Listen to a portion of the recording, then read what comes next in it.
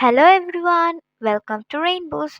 तो आज हम एनसीईआरटी क्लास 7th इंग्लिश के चैप्टर 3 डेज टू सी का एक्सप्लेनेशन पार्ट 2 देखने वाले हैं। तो पार्ट 1 नहीं देखे हैं तो ज़रूर हमारे चैनल के पेजेस में चेकआउट करना। तो चलिए हम चैप्टर देख लेते हैं। The next day I should arise with the dawn and see the thrilling miracle by which night is transformed into day. I should behold with awe the magnificent panorama of light with which the sun awakens the sleeping earth. This day I should devote to a hasty glimpse of the world, past and present.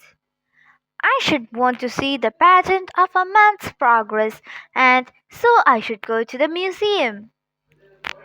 There, my eyes would see the condensed history of the earth, animals, and the races of men pictured in their native environment. Gigantic carcasses of dinosaurs and mastodons that roamed the earth before man appeared, with his tiny stature and powerful brain to conquer the animal kingdom. तो यहाँ कहा गया है कि The next day I should arise with the dawn and see the thrilling miracle by which the night is transformed into day. तो अगला दिन I should arise with the dawn. मुझे सूर्योदय के समय में बहुत अर्ली मॉर्निंग में उठना है. क्यों? And see the thrilling miracle by which night is transformed into day. तो हेलन केलर को ये देखना है कि जो नाइट है वो डे तक ट्रांसफॉर्म करने का जो ब्यूटीफुल व्यू होता है उसे देखना है. I should behold with awe the magnificent panorama of light with which the sun awakens the sleeping earth. तो behold का मतलब होता है see और panorama के मतलब होता है scene.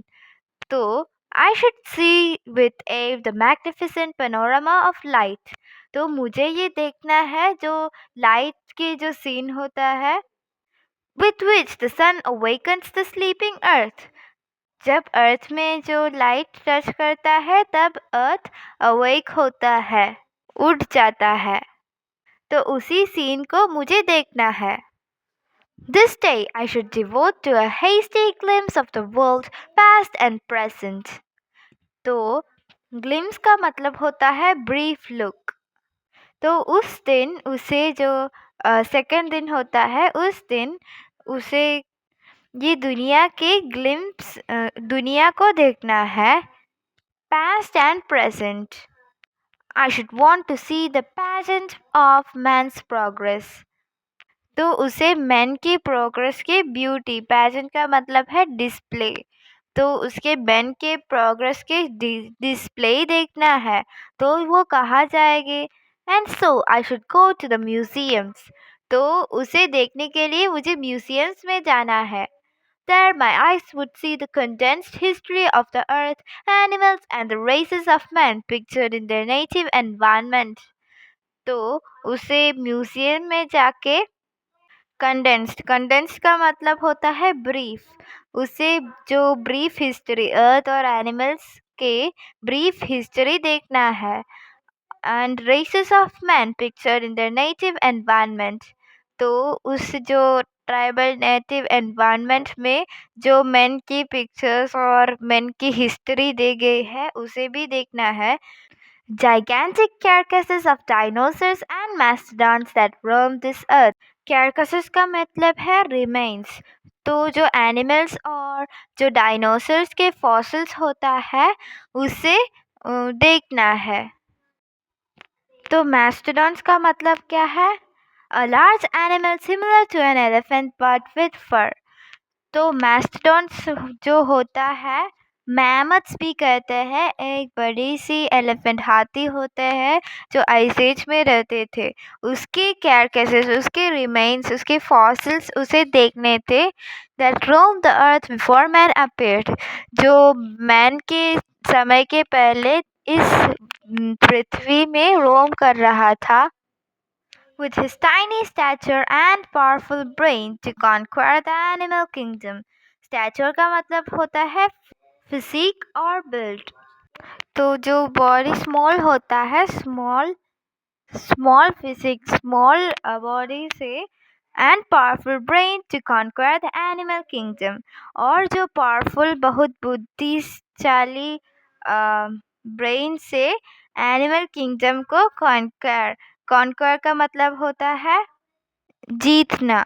तो एनिमल किंगडम को कॉन्क्वर किया, जीत किया। तो हम नेक्स्ट पैराग्राफ देखते हैं। The following morning, I should again greet the dawn, anxious to discover new delights, new revelations of beauty. Today, this third day, I shall spend in the workaday world, amid the haunts of men going about the business of life. The city becomes my destination. तो यहाँ कहा गया है कि the following morning, तो अगले morning, I should again greet the dawn, मुझे एक बार भी सूर्योदय देखना है। Anxious to discover new delights, new revelations of beauty, तो उसे नई नई चीज़ें देखने की एक्साइटमेंट थी। Today, this third day, I shall spend in the workaday world. तो इस दिन मुझे जो वर्क के जो वर्ल्ड, जो बिजी वर्ल्ड होता है, उसी वर्ल्ड में स्पेंड करना है। Amid the haunts of men going about the business of life. Haunts का मतलब होता है रेगुलर मीटिंग प्लेसेस। तो मैन के रेगुलर मीटिंग प्लेसेस और जो बिजी सिटी में उसे जाना है। City becomes my destination. उसके destination city बन गया है।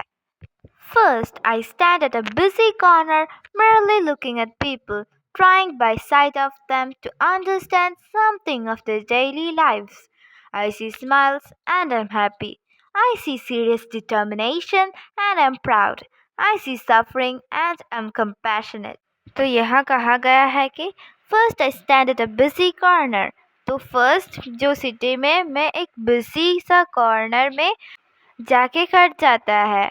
merely looking at people, merely का मतलब होता है जस्ट, तो जस्ट वहाँ जो लोगो है उसे देखे हुए एक कॉर्नर में स्टैंड करते हैं। trying by sight of them to understand something of their daily life, तो उसे देखते हुए मैं उसके डेली लाइफ में कोई कुछ अंडरस्टैंड करने के लिए ट्राई करते हैं। I see smiles and I am happy, जब मैं लोगों के मुंह में स्माइल्स देखते हैं तब मैं हैप्पी हो जाता है। I see serious determination and I am proud, जब मैं सीरियस डिटर्मिनेशन देखते हैं तो मैं प्राउड हो जाता है। I feel suffering and I M compassionate, जब मैं सफरिंग देखते हैं जो कोई सफ़र करता है जैसे सैड होता है, I am compassionate.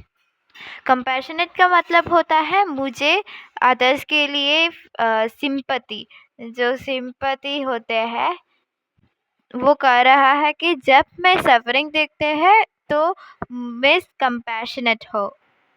At midnight, permanent night would close in on me again. Naturally, in those 3 short days, I should not have seen all I wanted to see. Only when darkness had again descended upon me should I realize how much I had left unseen. तो यहाँ कहा गया है कि at mid night, जब वो mid night होता है, permanent night would close in on me again, तो यहाँ 3 डेज के लिए ही उसे देख सकता था जैसे वो इमेजिन कर रहा है। और जो जब वो थर्ड डे का मिड नाइट होता समय, उसके जो permanent night, permanent blindness again उसके आइस में आ जाएगा। Naturally, in those 3 short days, I should not have seen all I wanted to see. तो जो 3 short days में मुझे सब कुछ नहीं देख पा सकता था जो मुझे देखने की इच्छा थी। When only darkness had again descended upon me, should I realize how much I had left unseen. तो जब अगेन जो ब्लाइंडनेस की डार्कनेस मेरी आइस में अगेन डिसेंडेड, मुझे अगेन फील करते थे, तब भी मुझे ये पता चलता है मैं बहुत सारी थिंग्स देखा ही नहीं है। I, who am blind, can give one hint to those who can see. Use your eyes as if tomorrow you would be stricken blind. And the same method can be applied to your other senses. Hear the music of the voice, the song of the bird, the mighty strains of an orchestra, as if you would be stricken deaf tomorrow. Touch each object as if tomorrow your tactile sense would fail. Smell the perfume of flowers, taste with relish each morsel as if tomorrow you could never smell and taste. Make the most of every sense. Glory in all facets of pleasure and beauty which the world reveals to you through the several means of contact which nature provides. But of all the senses, I am sure that sight must be the most delightful. तो यहाँ कहा गया है कि I who am blind can give one hint to those who can see. मैं जो blind होता है मुझे देख नहीं पाते हैं can give one hint to those who can see.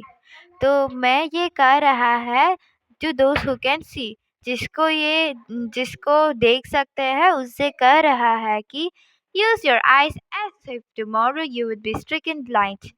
तो हमारी आइज़ को हम वैसे यूज़ करने चाहिए जैसे प्रोटेक्टिव और बहुत केयरफुली यूज़ करना चाहिए जैसे कि ये ये उम्मीद में रख के जैसे tomorrow you would be stricken blind. तो हम टुमारो स्ट्रिकन ब्लाइंड हो सकता है ऐसे माइंड में रख के हमें ईच सेंसेस को केयरफुली और उसके मोस्ट यूज़ करना है। And the same method can be applied to your other senses. और हमारे other senses को भी ये method apply कर सकता है। Hear the music of voice, the song of a bird. तो हमें जो म्यूज़िक वॉइस के जो म्यूज़िक हियर करना है और जो बर्ड्स का song mighty strains of an orchestra. Strains का मतलब होता है ट्यून्स। तो जो ऑर्केस्ट्रा होता है एक बैंड और ग्रुप ऑफ सिंगर्स। तो ऑर्केस्ट्रा के ट्यून्स भी हमें हियर करना है, सुनना है। As if you would be stricken deaf tomorrow.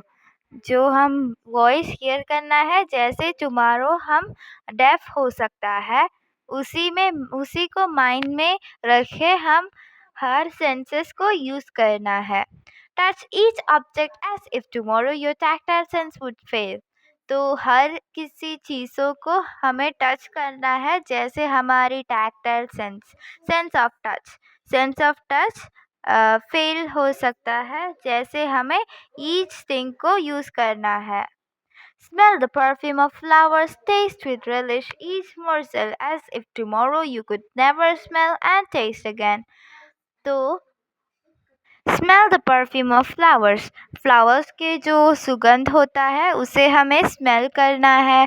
Test the relish each morsel का मतलब होता है a small piece of food. तो स्मॉल पीसेस ऑफ फूड को भी हमें ऐसा टेस्ट करना है जैसे हमको नेवर टेस्ट कर सकता है tomorrow. Make the most of every sense. Glory in all facets of pleasure and beauty. Facets का मतलब होता है aspects. तो जो हर किसी चीज़ों को हमें एंजॉय करना है, हर किसी सेंस को हमें एंजॉय करना है। Glory in all the facets of pleasure and beauty which the world reveals to you through the several means of contact. तो हमें ये बहुत खुशी रहना है जिससे जो वर्ड हमें कुछ मीन्स ऑफ कांटेक्ट से जो खुशी देते हैं उसके मोस्ट यूज़ करना है। But of all the senses I am sure that site must be the most delightful. और जो सेंसेस में हर किसी से साइट बहुत डिलाइटफुल हो सकता है।